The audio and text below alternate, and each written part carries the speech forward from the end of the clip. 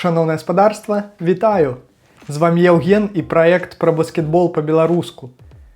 Вось і падышоў до конца 2024 год. А якімі ж цікавосткамі адзначылася апошняя палова апошняга месяца гэтага году у NBA? Пра гэта і пойдзе гаворка ў чарговым выпуску праекту пра баскетбол по-беларуску. Ну што, пагнали!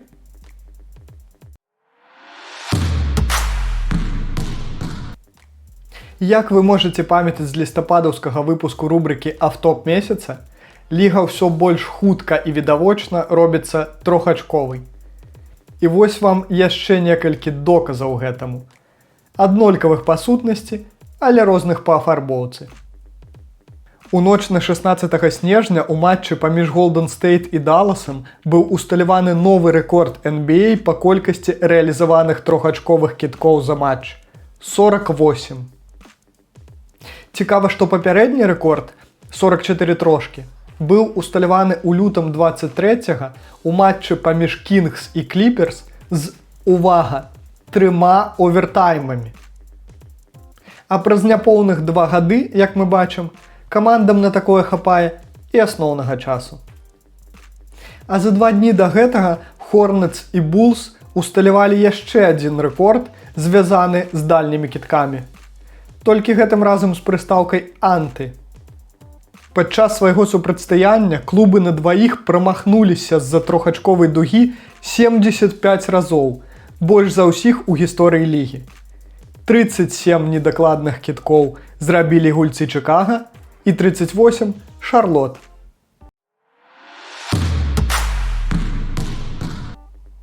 Завяршыўся другі розыгрыш унутрысезоннага турніру пад назвай Emirates NBA Cup. У першым паўфінале ў даволі няпростай барацьбе Аклахома, шмат у чым дзякуючы высілкам свайго лідара Гілджес-Александра і ў абароне, і, вядома, ў атацы, узяла верх над Х'юстонам, а ў другім усё яшчэ разлютаваны пасля правальнага пачатку сезону Яніс з Лілардам на пару і іх Мілуокі таксама не без цяжкасцяў перамаглі Атланту, нават нягледзячы на цудоўную гульню іхнага лідара Трэя Янга. У фінальнай жа гульні у Тандер проста катастрафічна дрэнна паляцелі, ці, лепей сказаць, не паляцелі, трохачковыя. За першую палову, напрыклад, Аклахомай быў закінуты ўсяго адзін дальні пры 17 промахах. Гэта і стала, на мой погляд, галоўным падмуркам поспеху Бакс, якія перамаглі з лікам 97-81 і зрабіліся другім у гісторыі уладальнікам Кубку NBA. Але самае цікавае і кранальнае ў гэтай перамозе гэта далёка не тое, як цяперашні асістэнт галоўнага трэнеру Мілуокі Дарвін Хэм з пачатку правядзення гэтага турніру больш за год таму не прайграў у ім ніводнага матчу. А тое, як распарадзіўся сваімі прызавымі ў памеры $500 000 абаронца Бакс Дэм'ян Лілард.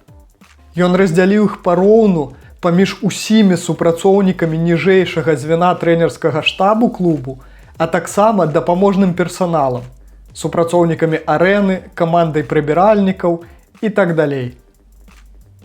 Максімальна годны ўчынак.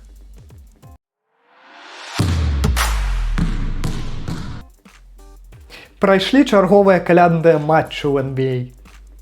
Яны адзначыліся моцна ўзрослай колькасцю праглядаў, парачкай рэкордаў і феерычных выступаў, але запомніліся перш за ўсё іншым. У матчы Warriors супраць Lakers адзін з лідараў апошніх Энтані Дэвіс адгуляў усяго каля 7 хвілін у першай чвэрці, пасля чаго падвярнуў нагу на роўным месцы і праз гэтае пашкоджанне не здолеў працягнуць гульню. На шчасце, траўма выявілася несур'ёзнай і не пагражае AD пропускам вялікай колькасці часу. Нашмат менш пашанцавала лідару Далласу Лукі Дончычу. У канцы другой чвэрці гульні супраць Мінесоты славенец пакінуў пляцоўку праз боль у левай назе. Пазней з'явілася інфармацыя, што ён атрымаў расцяжэнне ікраножнай цягліцы. Па інфармацыі інсайдераў, траўма аказалася настолькі сур'ёзнай, што Лука здолеў пакінуць пляцоўку толькі з дапамогай мыліц. І таму Мэверыкс ужо зараз рыхтуюцца да таго, што ім прыйдзецца гуляць без свайго лідара як мінімум месяц.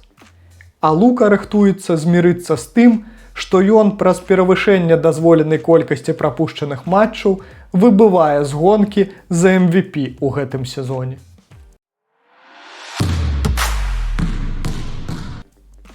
А таксама ў другой палове снежня.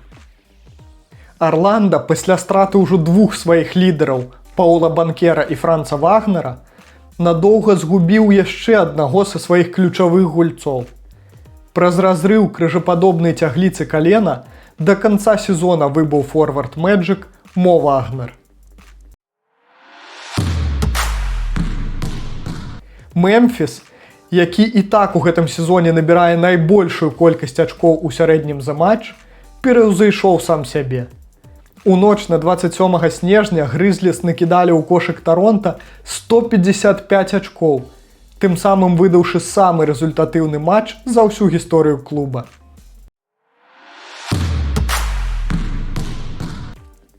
Леброн Джеймс працягвае біць, як раней здавалася, вечныя рэкорды Карыма. У другой палове снежня ён не толькі выйшаў на першае месца ў гісторыі па колькасці гульняў, у якіх набіраў двухзначную колькасць ачкоў, але і зрабіўся першым па колькасці праведзеных за кар'еру хвілін на пляцоўцы. Што, дарэчы, адзначыў у распранальні з вялікай самаіроніяй.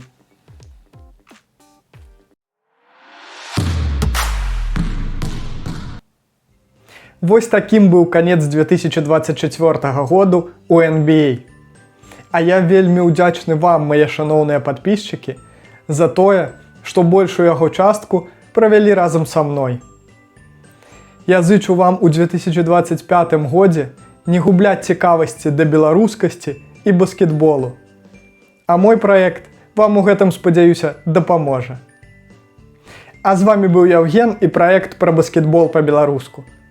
Чакайце наступнага выпуску, падпісвайцеся на соцсеткі праекту, дзяліцеся гэтым відэа з сябрамі, і хай у 2025 годзе ўсё будзе баскетбол.